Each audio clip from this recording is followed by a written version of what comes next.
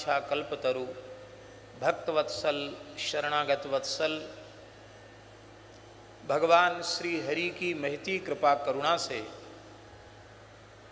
परम पवित्र श्री लोहारगल महातीर्थ क्षेत्र में, जिसकी महिमा महाभारत, स्कंद पुराण, पद्म पुराण, वाराह पुराण का इसमें पारायण कर रहे हैं, उसमें भी विस्तृत लोहारगल का महात्म्य है।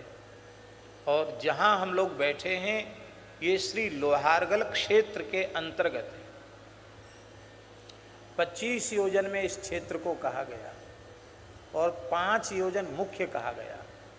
तो ये 5 योजन के भीतर ही है, हम लोहारगल में ही बैठे हुए। ऐसे पवित्र तीर्थ में, महान तीर्थ में, जहाँ वाराह पुराण के अनुसार दानवों के अत्याचार से पीड़ित ब्रह्मादि देवताओं ने, ऋषि मुनियों ने इसी क्षेत्र को अतिशय पवित्र मानकर यहाँ भगवान की उपासना की और भगवान ने लोहारगल क्षेत्र में प्रकट होकर के निरंतर वहाँ विराजमान रहने का वर दिया और अपने सुदर्शन चक्र से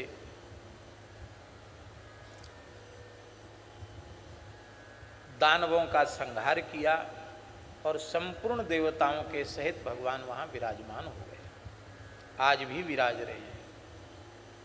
संपूर्ण तीर्थ और संपूर्ण देवता लोहारगल क्षेत्र में विराजमान है।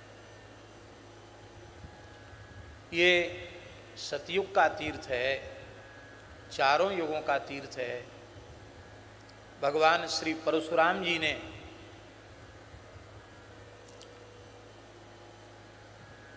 वेद, ब्राह्मण, गौ विरोधी जो शासक हो चुके थे, क्षत्रिय हो चुके थे, ऐसे गौ, ब्राह्मण और वेद के विरोधी शासकों का 21 बार विनाश किया।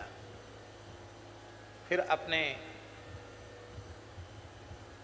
पिता की आज्ञा से, पूर्वजों की आज्ञा से इसी लोहारगल महाक्षेत्र में उन्होंने यज्ञ संपन्न किया और यज्ञ में कश्यप जी को यज्ञाचार्य बनाया गया। संपूर्ण पृथ्वी का दान यहीं परशुराम जी महाराज ने किया। बहुत विशाल स्वर्ण का मंडप, स्वर्ण की वेदी थी। आप लोग श्रवण कर चुके हैं जब इसी स्थल में श्री मंगलचंद्र डीडवानिया विद्या मंदिर में जब 2014 था ना, 2014 में महाभारत की 1 महीने की कथा हुई थी।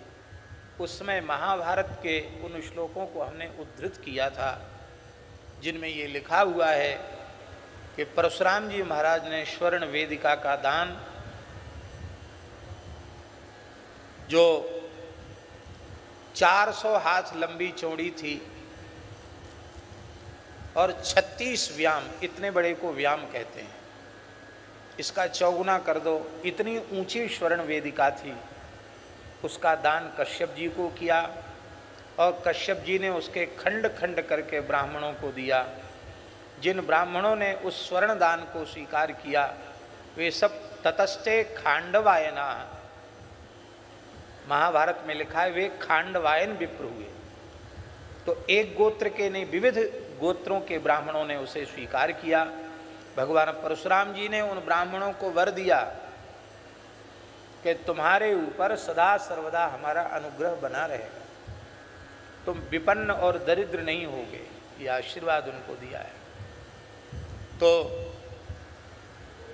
और ये क्षेत्र भी खांडवायन विप्रों का है। अज्ञानतावश बहुत से लोग कहते हैं हम खंडेलवाल ब्राह्मण हैं। ये नहीं कहना चाहिए, क्योंकि खंडेलवाल वैश्य होते हैं जिनकी निकासी खंडेला से। खांडल कहना भी अनुचित है। पुराण के प्रमाण के अनुसार खांडवायन ही शब्द है।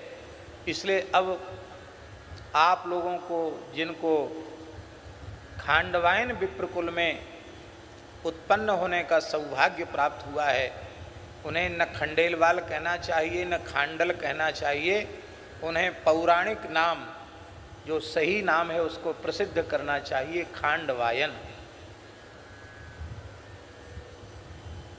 महाभारत में लिखा है आचार्य जी, ततस्ते खांडवायना, ते ब्राह्मणा खांडवायना जाता, वे ब्राह्मण खांडवायन हो गए।